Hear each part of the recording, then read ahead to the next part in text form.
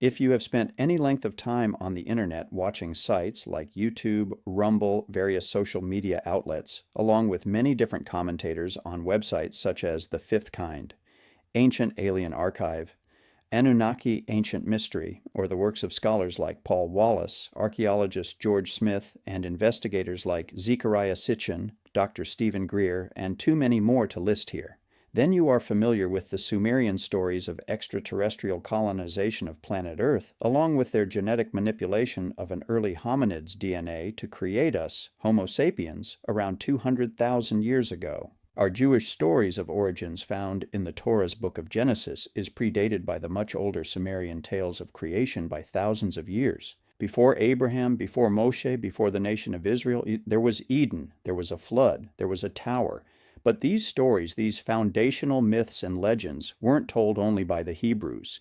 The ancient Sumerians, Akkadians, and Babylonians told them too. So what happens when Genesis chapters 1 through 11 goes toe-to-toe with the myths of Mesopotamia? What you get is the ultimate origin story showdown. So then, together, let's begin a chapter-by-chapter look at Genesis and do a side-by-side comparison with the older Sumerian, Akkadian, and Babylonian stories of the same period. In Genesis chapter 1, the creation of everything is laid bare. In Genesis, God creates the universe in 6 literal days: light, water, land, life, and finally, humanity, a majestic, ordered progression.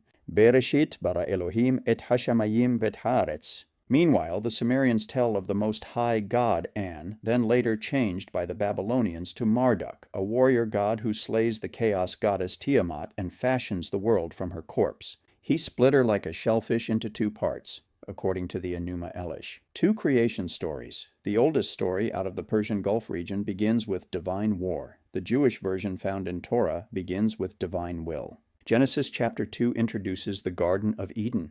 This chapter speaks of a lush paradise, a tree glowing in the center. Genesis zooms in for a closer look. A garden called Eden, a man's physical body formed from dust, a woman formed from his side. Sumer,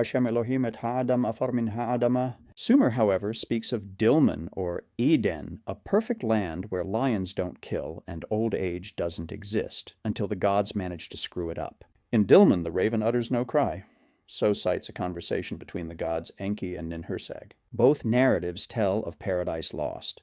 But in Genesis, humans make the fatal choice, not the gods. Genesis chapter 3 depicts what has become known as the fall. This is where it gets gnarly. A sly, walking, talking snake, 2 important trees, the forbidden fruit, thunderclouds forming on the horizon. Here we have the first great test of Hashem's creation. Temptation carries on the scene in the form of a serpent. Eating from the tree of knowledge is forbidden.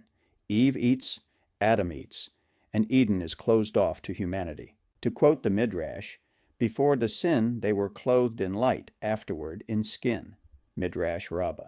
In Sumerian lore, Gilgamesh loses immortality in the form of a plant to a snake. Adapa, an earlier version of the biblical Adam, misses his chance due to divine trickery. According to the Epic of Gilgamesh, a serpent snuffed it up while he turned away, but for a moment. But only in Genesis does the moral failure rest with humanity alone. Genesis chapter 4 introduces us to brothers Cain and Abel. In this chapter of Genesis, we see fields, flocks of sheep, altars, a shadowy figure lifting a stone. This is a perfectly told story of jealousy. Cain the farmer, Abel the shepherd, one brother kills another. The world witnesses the first human killing another human, literally, brother against brother. When confronted by Hashem, Cain's only response is, "Am I my brother's keeper?" Sumer also gives us rivalries like the shepherd Dumuzid and farmer Enkimdu vying for the attention of the goddess Inanna. But murder of brother against brother, that's only found in Genesis. Cain's blood soaked the earth in 7 layers.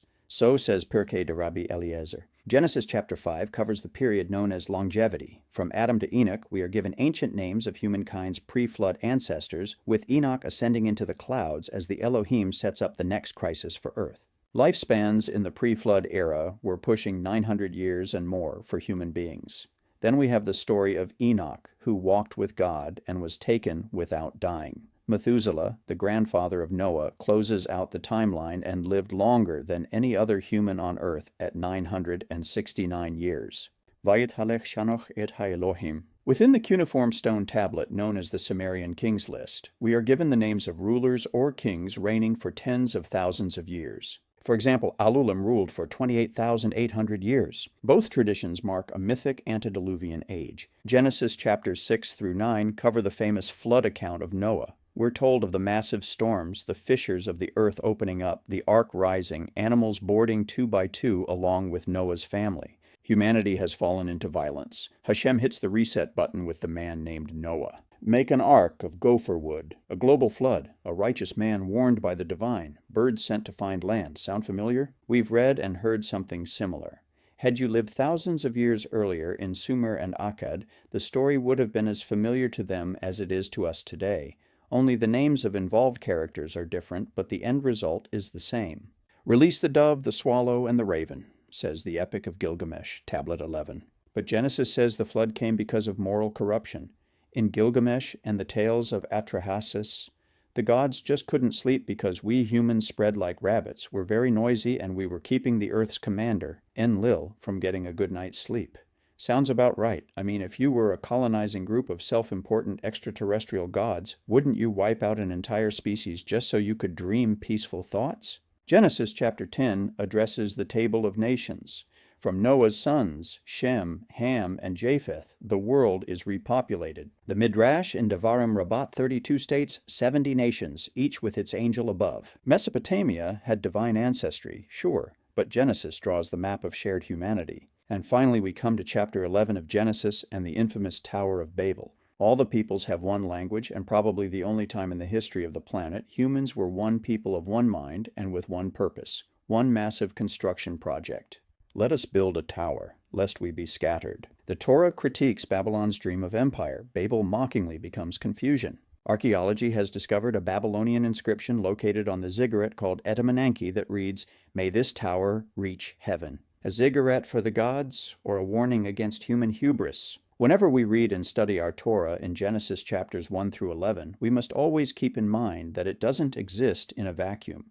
It's a sacred remix, a retelling of humanity's oldest memories, sung with a new tune which strikes the chord of one God, one moral arc, one human family. The Torah, the Tanakh, and the Sumerian cuneiform tablets are all trying to explain something, trying to explain us. Please like, share, and subscribe for more ancient wisdom with a modern but biblical twist. You can find all my videos and writings on Rumble, Locals, YouTube, Substack, and Blogger. Leave your comments below. Until next time, this is Shmuel ben Shlomi wishing shalom to all my fellow travelers on this road of discovery.